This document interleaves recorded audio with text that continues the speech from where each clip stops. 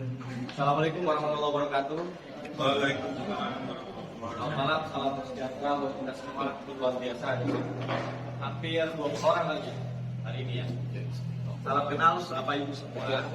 Saya adalah Angga Hadi Putra, founder atau CEO dari Siswa Group dan juga dari Traders Group. Jadi sebelum saya mau sepatah dua patah kata, saya mau menyampaikan hal ini. Jadi setiap kali saya presentasi dimanapun, saya selalu berkata bahwa apapun yang saya katakan ini bukanlah upaya untuk membuat Bapak Ibu itu percaya dan gabung kita.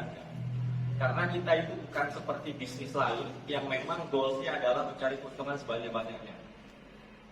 Andai kata pun setelah momen ini Bapak Ibu tidak gabung di kita, itu bukan sebuah keharusan. Itu perlu digarisbawahi karena saya ini backgroundnya bukanlah seorang bisnis multi level, bukan orang jaringan ya, nggak ada histori di sana.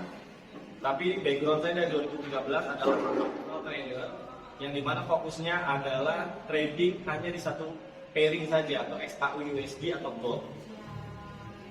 Yang kedua, background saya adalah seorang advokat atau lawyer yang memang saya itu sangat amat benci dan antipati dengan yang namanya skema ponzi, yang namanya robot trading, yang ujungnya scam. Dan yang ketiga adalah bisnis DO. Mohon maaf, kenapa saya katakan demikian? Karena ketika net 89 pecah, viral blast pecah, Fahrenheit, KTG dan lain-lain, itu salah satu kantor hukum yang paling kencang untuk tingkat mereka adalah dari kantor hukum kami. Nanti boleh dicek di digitalnya. Berapa kali kami diundang media untuk menghajar mereka. Kenapa? Karena memang komitmen dari awal adalah ketika saya ngerti trading, saya bikin YouTube, saya bikin Instagram, memang kita pengen edukasi Pak.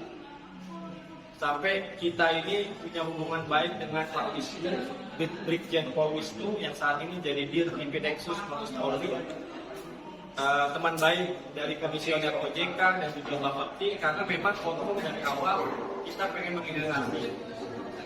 Nah, saya mau sedikit cerita ya, kenapa sih Traders Group ini dibuat gitu. Kalau boleh jujur, saya ini sebelumnya sebenarnya nggak ada niat dari awal atau goals ke depannya bahwa nanti saya akan jadi influencer nih, saya akan membuat sebuah perusahaan trading ini, nggak ada sama sekali. Karena boleh dicek, saya tidak pernah ngupload portofolio dari 2013, saya trading di mana aja, profitnya berapa miliar dan lain-lain nggak ada. Karena memang dari awal saya ngerti trading, fokusnya hanyalah untuk trader mandiri aja. Dimana profit-profit yang saya dapatkan, saya kelola, alhamdulillah saat ini menjadi beberapa lini bisnis yang lain. Ketika banyak teman-teman yang minta saya untuk bikin satu komunitas, Pak, bikin dong Pak, salah satunya Pak Hendri yang sudah lama di bisnis jaringan dan di trading. Dia melihat nih banyak nih para korban begini, begitu dan segala macam, akhirnya kita melakukan hal itu dengan cerita yang sangat panjang. Jadi Bapak Ibu kalau melihat konsep dari Traders Group, kita selalu mengedepankan manajemen kebaikan. CSR kami di Traders Group ini saat ini alhamdulillah sudah cukup sebenarnya untuk membackup apabila hal-hal yang tidak diinginkan terjadi. Karena dalam trading ini itu seperti yang Pak Hendri katakan, tidak ada kepastian orang itu pasti nggak akan mungkin loss atau nggak akan mungkin bangkrut, itu nggak ada.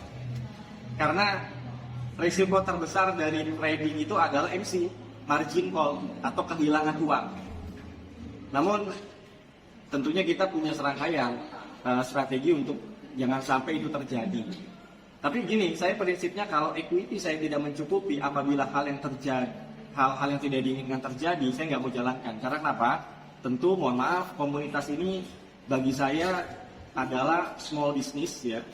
Jangan sampai saya jalankan ini hanya setahun, 2 tahun dan lain-lain, merusak nama baik yang memang saya bangun belasan tahun dan terpengaruh dari lini bisnis yang lain. Makanya yang kita kedepankan visi misi Traders Group adalah manajemen kebaikan. Kita pengen membantu. Jadi nggak ada bedanya kalau saya punya CSR di Sanctuary Group itu saat ini sekitar 547 miliar. Hampir tiap bulan Bapak Ibu kita alhamdulillah menjadi donatur tetap rumah yatim yang warna merah itu yang punyanya Pak Mardi. Setiap bulan kita kasih 150 juta atau 150 juta. Ketika teman-teman para korban atau saya sering bilang pasukan sakit hati dia korban dari SW, smart wallet dan lain-lain gitu ya, Pak gue bicara begini begitu dan segala macam. Niat saya, nawaitu saya dari awal ya ini adalah sebagai bentuk CSR. Karena saya ingat tuh guru saya pernah bilang, sebaik-baiknya manusia dalam hadis kan ada ya, sebaik-baiknya manusia adalah manusia yang paling bermanfaat buat orang lain. Nah itu yang kita tekankan Bapak Ibu. Jadi big goals-nya adalah bukan mencari keuntungan sebanyak-banyaknya, itu sangat jauh dari situ. Karena kita buat trading dev ini adalah modal lebih dulu kita tuangkan di awal. Jadi saat ini dengan trading plan yang kita buat, yaitu awal masuk adalah paket-paketnya ya, 100, 1000 dan 10.000. Itu sebenarnya kalau Bapak Ibu teliti, itu untuk membantu teman-teman atau mereka-mereka yang saat ini kebanyakan menjadi korban. Dengan modal hanya 1,4 juta, tapi bisa merasakan profit secara konsisten setiap harinya. Nah itu yang kita kedepankan. Jadi itu adalah historical background kenapa saya menciptakan komunitas ini. Dan ini adalah bentuknya komunitas Bapak Ibu. Dan ini adalah real trading, jadi bukan bisnis yang setahun 2 tahun selesai. Nah makanya kali ini kita selektif sekali. Teman-teman yang ingin bergabung di Traders Gulf, mungkin kan ada beberapa yang sudah lama bermain di multi-level, bermain di BO, atau mungkin skema-skema yang lain yang memang menjadi korban. Saya harap ketika bergabung, mindset-nya itu dihilangkan semua. Karena ketika kita mengikuti trading plan yang ada, insya ke depannya perjalanannya untuk recovery-nya Bapak Ibu semua akan berjalan dengan lancar. Nah ini mungkin pembukaan dari saya yakin di pikiran Bapak Ibu sudah banyak nih pertanyaan-pertanyaan yang mau disampaikan, silakan, monggo. Kalau ada yang mau ditanyakan silakan. Boleh, silakan. Assalamualaikum warahmatullahi wabarakatuh. Kalau sudah biasa main di bank nasional, mengapa jaringan ini menjadi independen?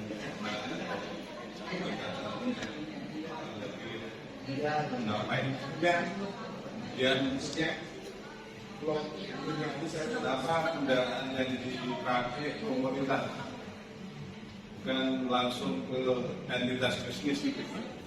Kalau komunitas ini kan sudah dikejar, bukan kalau entitas bisnis kan artinya personalnya PT kayak apa? Kenapa enggak terbaca terus itu tapi main di Komunitas. Betul. Baik, pertanyaan. Keuntungan yang Anda harapkan itu buat kami yang kadang-kadang ratusan main ratusan bulan itu berapa? Kalau ini jaringan sampai berapa level, sponsornya berapa? Saya masih kerap. Terima kasih Pak. Dengan Bapak siapa Pak? Yasin. Pak Yasin. Pak Yasin. Ini good question ya. Saya berharap pertanyaan yang harus dilanjutkan itu harus pertanyaan yang kritis karena saya orang tua juga begitu. Untuk pertanyaan yang terakhir mengenai trading plan, mengenai berapa kedalaman dan lain-lain, itu nanti bisa dibantu jelaskan ke teman-teman leader yang lain atau nanti ke Pak Henry ya. Saya mau menjawab sesuatu yang lebih esensial. Pak Rangga secara nggak langsung Pak Yasin ingin bertanya, kalau Pak Rangga sudah punya bisnis konvensional yang enak, yang nyaman, kenapa bikin Traders Gulf gitu ya, kurang lebih ya. Dan kalaupun dibikin, kenapa nggak naik status menjadi PT yang punya potensi masalah atau bisa berpotensi masalah ke depan. Itu seperti saya info di awal Pak. Saya nggak merasa saya ini ingin membuat Traders Gulf di awal. Jadi saya nggak ada niat. Jadi bukan saya yang mencari-cari bisnis apa ya yang lagi hits ya, terus kemudian makanya mindsetnya di awal kita harus satu frekuensi dulu. Makanya saya bilang di awal, ada atau tidaknya komunitas ini buat saya alhamdulillah tidak mempengaruhi equity atau kehidupan saya. Jadi bukan segmen utama saya. Bahkan tadi saya bilang, apapun yang saya omongkan jangan dimaknai bahwa ini upaya sesudah. Karena saya yakin di sini 90% orang jaringan. Jadi mindsetnya apapun yang dikatakan seolah ini adalah untuk meyakini teman-teman untuk bergabung di kita, itu tidak. Ya.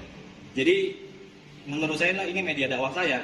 Setiap kali saya berkunjung ke teman-teman, yang saya niatkan adalah ingin membantu. Jadi tidak ada keharusan Bapak Ibu setelah mendengarkan presentasi ini masuk atau tidak, itu bukan sebuah keharusan pertama. Yang kedua, mengenai masalah kenapa ini nggak dinaikkan status menjadi PT dan lain-lain, memang dari awal saya komitmen dan confirm hanya membuat sekedar komunitas. Tapi masalah legalitas, nah ini kan masuk ke dalam grup company saya. Saya kan punya company yang tadi saya bilang Sanctuary Group, itu tentu ada legalitasnya. Iya, di dalamnya itu saya segmentasi bisnisnya adalah saya main di properti, saya main di heavy duty rental. Jadi kita punya lini bisnis untuk penyewaan alat berat dan lain-lain, financial technology, kemudian law firm saya juga masuk di situ dan salah satunya adalah komunitas ini. Dan memang saya tidak akan mau sampai kapanpun menaikkan status menjadi PT, Pak. Ini pun sudah saya presentasikan atau istilah hukumnya gelar perkara lah. Kepada rekan-rekan ada di Mabes Polri, ada di OJK. Memang saya punya hubungan dekat dengan mereka karena memang background saya lawyer. Tiap hari kita berperkara di sana. Kita sudah presentasikan, Bang, saya mau bikin komunitas nih dengan trading plan seperti ini. Menurut Abang gimana? Hampir semua mereka mengatakan kalau memang confirm seperti ini sebenarnya nggak ada masalah. Pertama, yang kedua tidak diperlukan legalitas juga. Kalaupun diperlukan legalitas, itu hanya sekedar izin perkumpulan dari Kemenkumham atau izin komunitas namanya. Kalaupun diperlukan, asal mereka malah memberikan advice, Pak, memberikan nasihat. Asal Abang jangan terjebak, walaupun ini sudah besar, Abang bikin cabang di mana-mana, dia bilang. Kalau sudah bikin cabang ada kantor fisik, maka itu yang menjadi potensi. Karena kalau sudah ada kantor kan harus ada dasar hukumnya, legalitasnya. Nah makanya dari awal komunitas ini dibentuk, tujuan utamanya adalah untuk mengedepankan manajemen kebaikan. Jadi nggak ada bedanya CSR yang saya berikan ke rumah yatim setiap hari setiap bulan 150 juta dananya dengan saya alokasikan untuk membantu merecovery teman-teman yang menjadi korban. Tentu di sini memang ya kita tidak munafik, ada skema bisnis yang perusahaan yang manajemen dapatkan pasti. Tapi bukan itu goals utamanya. Jadi kalau saya waktu di rumah yatim itu memberikan donasi kan memberikan ikannya istilahnya. Kalau di sini memberikan kailnya. Jadi tidak membuat orang jadi terlena. Karena orang itu harus bekerja dulu, harus tergabung, merekrut dan lain-lain, baru dia mendapatkan sebuah keuntungan. Semoga menjawab. Kalau ada yang mau ditanyakan lagi, silakan.